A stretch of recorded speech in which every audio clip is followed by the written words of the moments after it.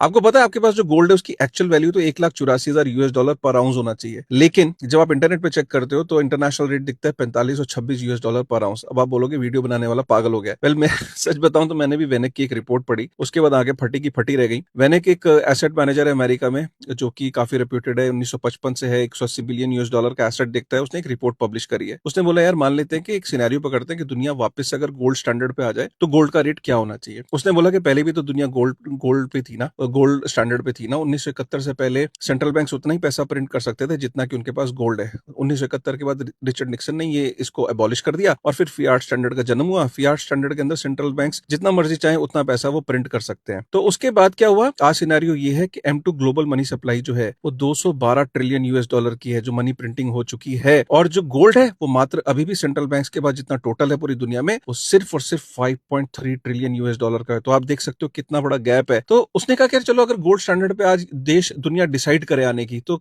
क्या सिचुएशन होगी और गोल्ड का रेट क्या होगा। तो जब उसमें ये देखा गया कि मनी को ना दो भागों में डिवाइड किया, एक किया M0 मनी सप्लाई और एक कर दिया M2 money supply. M0 money supply क्या होती है? M0 मनी सप्लाई ये होती है कि जितना भी फिजिकल कॉइन्स और कैश नहीं होता है और जो सेविंग अकाउंट में पैसा होता है उसको कहते हैं M0 मनी सप्लाई। और M2 मनी सप्लाई होता है फिजिकल कॉइन और कैश तो है ही, सेविंग अकाउंट भी है, फिर आ जाता है FD, म्यूचुअल फंड्स, गवर्नमेंट के short term bonds, liquid funds, date funds, money market funds, ये M2 मनी सप्लाई होती है। ठीक है, M0 मनी सप्लाई है 45 ट्रिलियन और M2 मनी सप्लाई जो है वो है 212 ट्रिलियन। ठीक है, तो इसमें क्या करा वेनेक ने सीधा से सीधा पहले M0 मनी सप्लाई पकड़ी 45 ट्रिलियन डिवाइडेड बाय जो टोटल सेंट्रल बैंक्स के पास जितना गोल्ड है। तो सेंट्रल बैंक्स के पास जितना गोल्ड है वो है 1.17 billion ounce worth of gold. ठीक है, तो जब उसको 45 ट्रिलियन को डिवाइड किया टोटल जो गोल्ड है तो रेट निकल के आता है $39,000 पर आउंस। और जब M2 मनी सप्लाई जो की है 212 ट्रिलियन US डॉलर उसको डिवाइड किया 1.17 billion ounce worth of gold से तो रेट निकल के आता है 1,84,000 US डॉलर पर आउंस। अब आप समझे कि अगर दुनिया वापस से गोल्ड स्टैंडर्ड में आती है तो मिनिमम